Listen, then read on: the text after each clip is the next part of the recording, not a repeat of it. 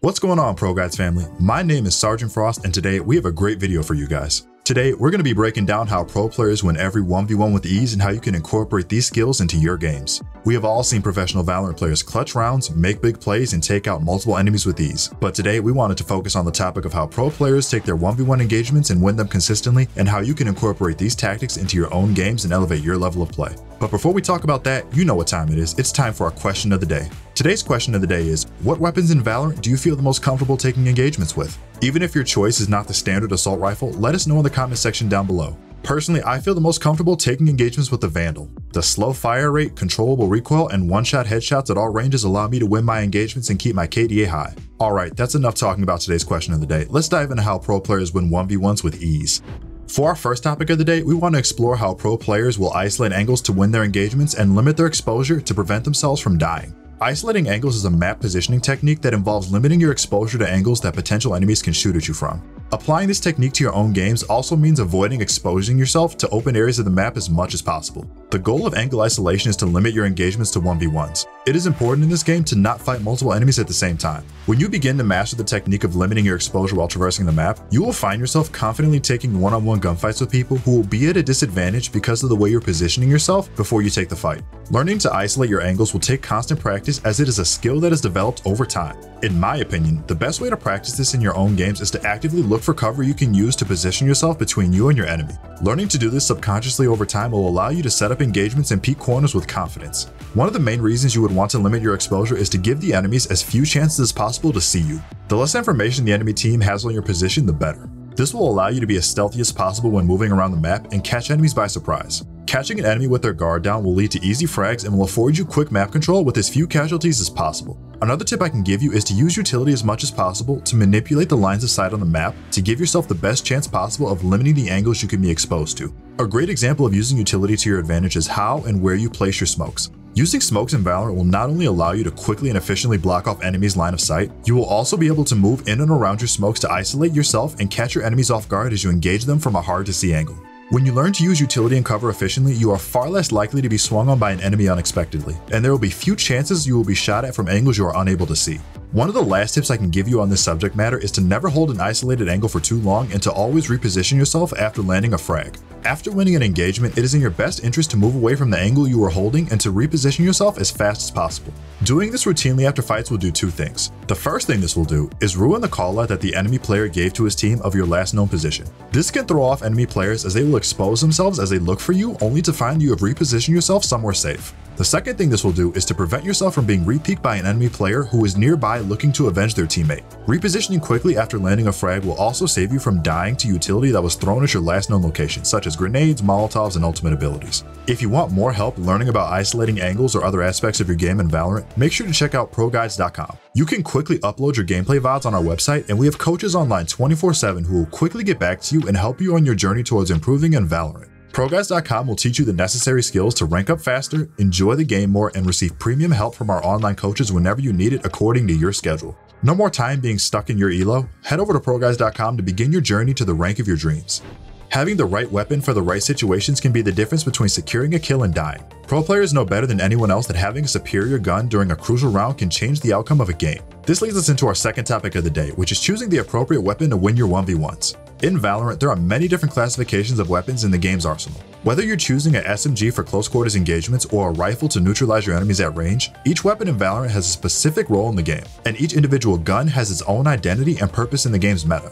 Pro players know the strengths and weaknesses of each individual gun, and this will allow them to read the round beforehand and make the appropriate weapon buy before the round starts. Now let's explain more on how having this kind of weapon knowledge can help you win more fights in your games. The first and most important thing you must take into account when purchasing your weapons in game is what side of the map are you currently playing on.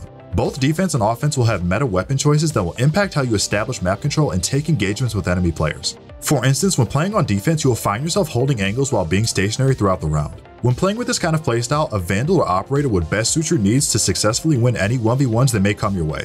The one shot to the head potential that both the Vandal and Operator possess will give you the best chance of standing your ground on a 1v1. The long-range capabilities of these rifles make them potent choices for dealing with enemies that try to challenge you to 1v1 engagements from a distance. Now let's compare this to if you are on the attacking side of the map.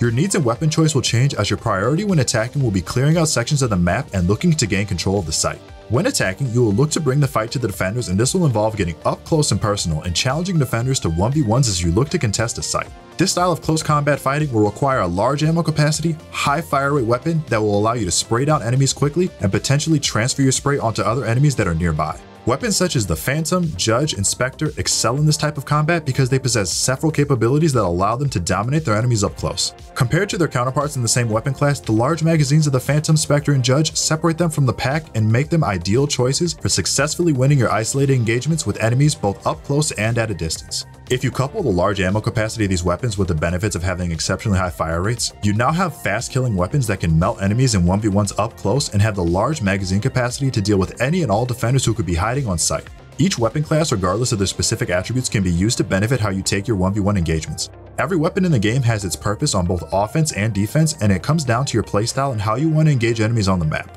If you find yourself playing aggressively, you should learn to master SMGs, shotguns, pistols, and the Phantom to take advantage of the fire rates on those weapons to dominate enemies in close quarter fights. If you see yourself playing a slower and more conservative playstyle on the map, waiting to make picks for your team, you should look into using snipers, LMGs, and long-range rifles such as the Guardian and the Vandal. Weapons like these benefit from taking isolated 1v1s from a distance and rely on the players to aim precisely and land headshots to neutralize enemies before they even have a chance to react. There are numerous ways to use the many weapons in Valorant to win 1v1 engagements, and there are a variety of weapons to cater to all playstyles and tactics for all players in the game.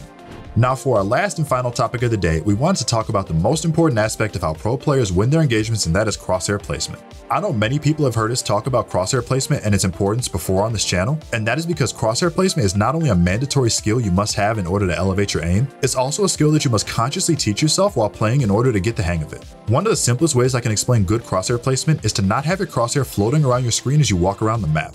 Everywhere you walk, you should always be pre-aiming a corner, angle, or known hiding spot as you traverse the map. This gives you the best chance possible to land a clean frag on someone the moment they appear on your screen. Many players do not have effectively good crosshair placement, and this will get them killed a lot because they are not ready to take a gunfight the second someone comes into view on their screen. When I walk around the map, I always try to train myself to aim with a purpose, and I actively place my crosshair in common places I would expect someone to be standing. Learning to be proactive with your crosshair placement will not only net you a lot more frags, it will also save you from enemies who will swing corners or push you that you did not expect to engage you. Proper crosshair placement is more than just a proactive weapon that you can use to outfrag people. It is also one of the best self-defense mechanisms you have against aggressive players who will try to fight you on their terms and not yours. Another aspect of good crosshair placement is learning to aim at head level at all times. Aiming at head height is a must-learn skill inside the topic of crosshair placement. Learning to naturally aim at head level will allow your flicks to be more precise and will net you more headshots when you aim. I know many players do not have the best habits when it comes to aiming. You might find yourself aiming at the ground or at an enemy's feet when they appear on your screen. To counteract this, I recommend going into a deathmatch and consciously practice keeping your crosshair at head level as you walk around the map and picking up as many frags as you can while doing this to ingrain this skill into your aiming muscle memory. Aiming at head level will also allow you to better control the recoil of your rifles, and it will give you the best and fastest opportunity to pull down on your mouse to give you a better chance of correcting your shots and landing the frag. Learning good crosshair placement also ties into having good game sense because you should be aware of what's happening on your screen and around you at all times. Paying attention to what is going on around you will give you the most information as to where you should be placing your crosshair next as you traverse the map. Listening to audio cues such as footsteps, ability usage, and nearby gunshots will give you the opportunity to pre-aim your crosshair on angles and corners around the map that will allow you to pre-fire enemies and land kills before they even have a chance to react. Good crosshair placement, I will admit, is not a skill that will magically come to you overnight.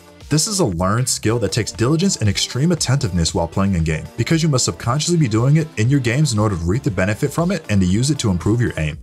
Well everyone, that is all we have for today on learning how to win your 1v1s like the pros. If you liked the video, make sure to drop a like and consider subscribing if you enjoyed the content. We upload new videos like this one every single day, and the best way to stay notified is by ringing that notification bell up above. Don't forget to check out ProGuides.com to gain access to some truly amazing coaching. Remember to stay safe out there, and I will see you guys again very soon.